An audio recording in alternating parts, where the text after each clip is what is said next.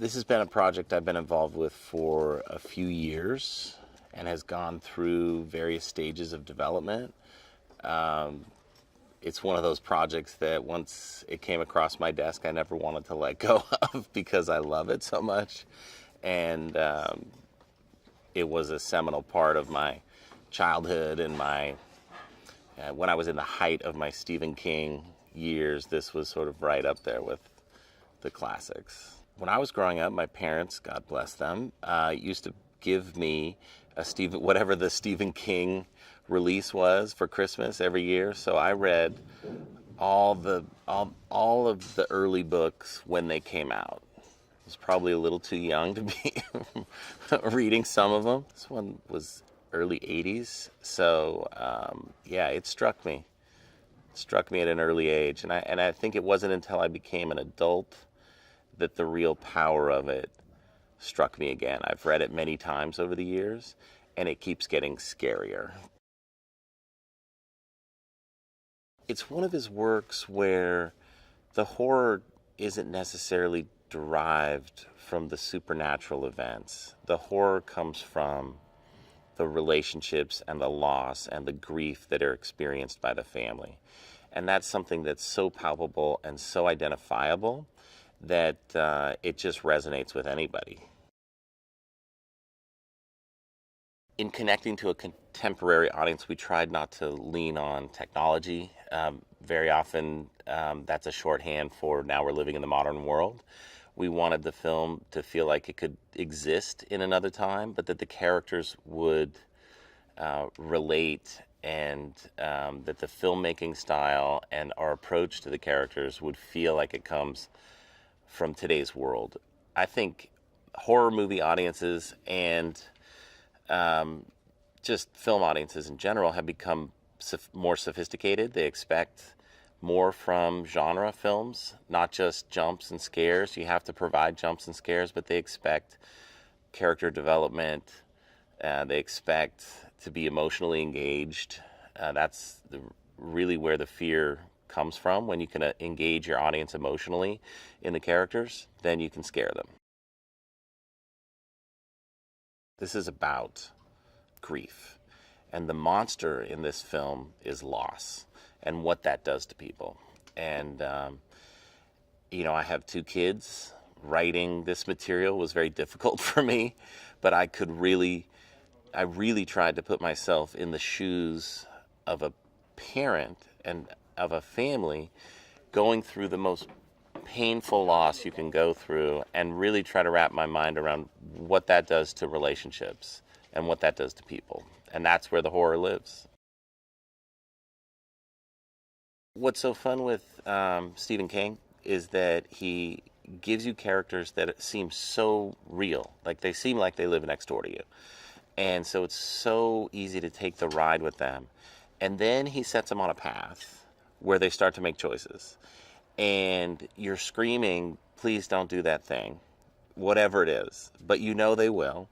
And they keep making choices. And the situations get more horrifying, just more electric, where you're just screaming inside, like, please.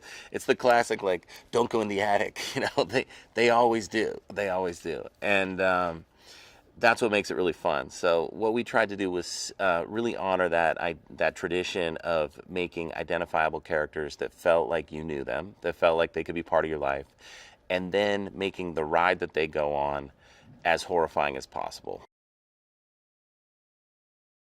Whenever you're adapting a piece of literary material that is so beloved, where do you make changes? You have to make changes to make it work as a movie. And so we spent a lot of time thinking about some very specific changes that we wanted to make from the book.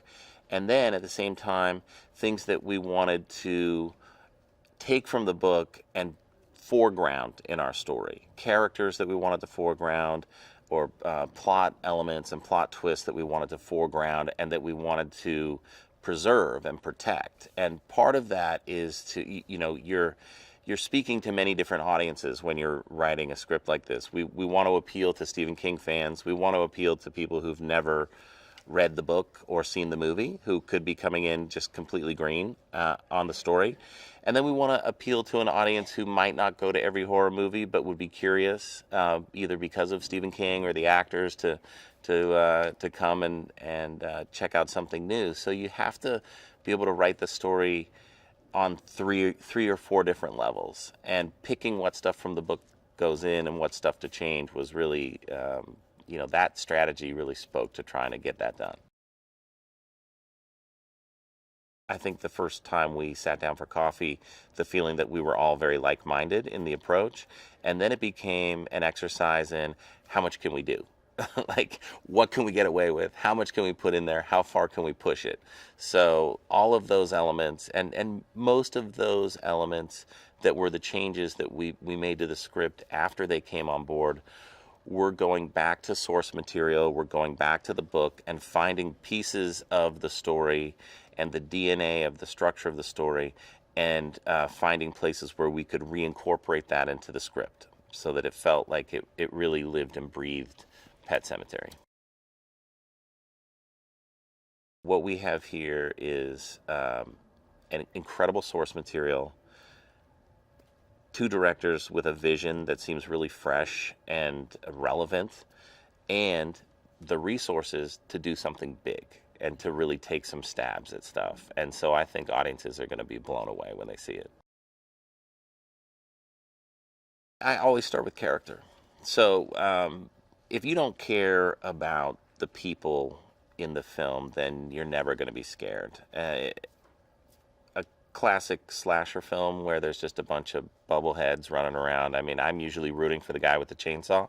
So when I approach horror, I always try to approach from a character standpoint, find grounded, realistic characters that you identify with, that you are rooting for, and then put them in the scariest situations that you can. I mean, that's for me like a great, and there's a lot of elevated horror that's coming out right now that takes that approach. And I think audiences, you can tell these films are doing very well. Audiences appreciate that and respond to it. If I had the chance to bury anyone in the pet cemetery and bring them back from the dead, I would probably go first to my dog Tallulah, because it feels like you should start with an animal. Geez, that's a tough question. Anyone in the world, having spent many years in this story, I think I may have learned the lesson that sometimes dead is better, and I would just stick with maybe my dog. There are things that Stephen King can do that if other people did in film or novels would feel cliche. He manages to write things that are so identifiable and so familiar. And Pet Sematary is one that every time I read it, it seems scarier. It never loses that sense. It actually, as I became an adult and had children and started having an understanding of what it would feel like to be in that situation, it just resonated more. So it was fun to work on.